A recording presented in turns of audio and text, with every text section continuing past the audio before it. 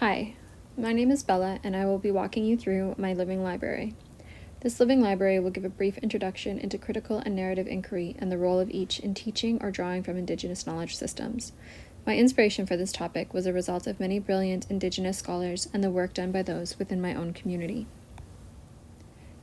Chapter 9 of the Anthology of Social Studies, whose editors are Roland Case and Penny Clark, speaks about the process of infusing a spirit of inquiry in students and how this is a must in order to get them engaged.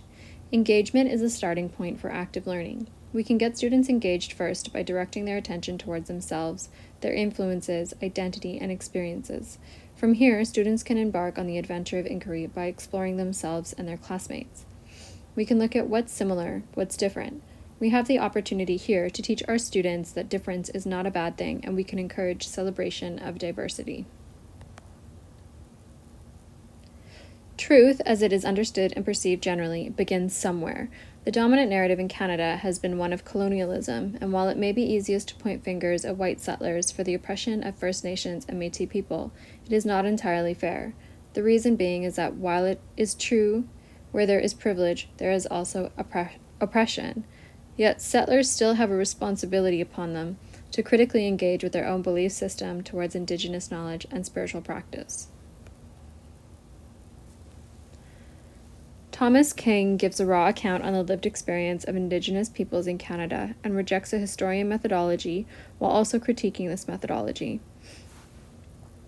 Rather, he embraces a storytelling approach with elements of satire to note how blatantly obvious the oppression and cultural genocide of Indigenous peoples in Canada has persevered over the years. When it comes to truth and reconciliation, building and maintaining relationships are of great importance. The questions which drove this project are as follows. How do we build and develop dynamic and sustainable relationships with First Nations, Métis, and Inuit communities? And why is it critical to understand Canadian history and Indigenous perspectives while maintaining and building interconnected relationships with FNMI communities? It is important to note that First Nations were the only Indigenous peoples who entered into treaty. Métis and Inuit peoples did not. So the animating question. When thinking about how, humility is required when approaching truth and reconciliation. It is required on behalf of the settler's perception along with deep-seated empathy and understanding. When we ask how, the intention is to begin to wonder what we as educators can do to change our pedagogical approach towards teaching social studies rooted in truth and reconciliation. Truth must come before reconciliation, and humility comes when we take the perception or the standpoint of listening rather than perceiving the other as a victim who needs our help. Our role in this aspect is to listen and hold space for other people's stories, for the stories of Indigenous peoples. The thorough line question deals with the why. So my group members and I discussed many things during our meetings, but one that stood out the most was the lack of education we all received surrounding Indigenous issues, specifically with regards to residential schools. While many wish to call this horrific experiment a dark thing of the past, the ghost of cultural genocide continues to live on throughout Canada. It is paramount we educate our students on Canada's history, including both sides of the coin, and ensuring the Indigenous perspective is told from the location of First Nations and Métis people. When King states forget Columbus in his first chapter of his book, he's not saying forget the past, but rather refocus one's attention beyond and before the arrival of Columbus. Forgetting Columbus means to begin before the beginning and to not start with his arrival or so-called discovery. As King notes in his book, despite there being evidence of the Norse and Asians arriving in Canada, Columbus gets the credit, and why not? It is, after all, one of history's jobs to allocate credit. Here, King is critiquing the methodology of history, or historians. Recognizing residential schools as a reality of the present rather than the past is a starting point. Just recently, the bodies of 215 children were found in British Columbia at Kamloops Residential School, and the default response for cause of death has been tuberculosis. We have a decision as to how to tell the story next. Either the story ends here or we ask questions to know more. Seeing as how we all know the story doesn't end here, we must ask questions beginning with why or how. For example, why wasn't proper medical treatment administered to those rid with disease? Why are the bodies of these children being discovered now? How did they end up there? Has the government attempted to cover up the unmarked graves of other residential school victims? See how a story changes when the story is told from a different perspective?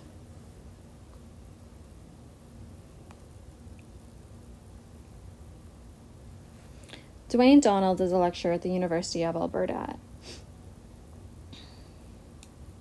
And in his video, On What Terms Can We Speak?, Donald speaks about one aspect of building relationship, and that is culture. He says that most of the time, culture is seen as a deficit and is relegated to race. Culture tends to be the reason the so-called other does not understand what's being taught in a classroom according to curriculum. I'm going to show you just a minute of his lecture here.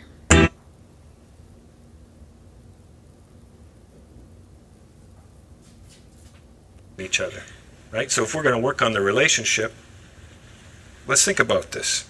If we want to consider culture as a problem, what sorts of problems does Canadian culture create for the relationship? This is very interesting because I've done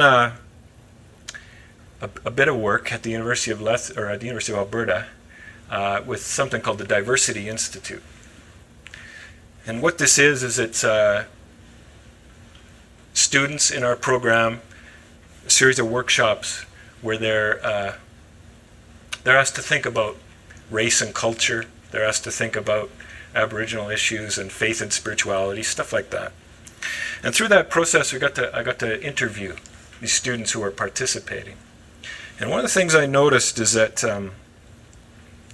these students who Margaret Mackey calls Canadian Canadians, in the sense that these are people who come from families that have lived in Canada for a very long time. Although they know that their families came from Europe, that's not really very important to them anymore, right? They're Canadian Canadians. One of the things I noticed in speaking to these students is that they perceive themselves as without culture. They don't have a culture, and actually some of them, quite a few of them, apologized for that. In the sense that they said, if you're talking about diversity, I can't really participate in that conversation because, in my family we don't really do anything very interesting. There's no dances, or we just speak English. We just eat meat and potatoes. And I'm being facetious, but it was kind of the way it went, apologizing in a sense for that. So being unable to participate in the conversation of diversity is what Dwayne Donald is referring to as a learning disability. So 3 questions that I have for you as a reader and myself and all of us as future educators or current educators is these following questions, which Donald mentions in this talk. What kind of education do you need to receive in order to believe you don't have a culture?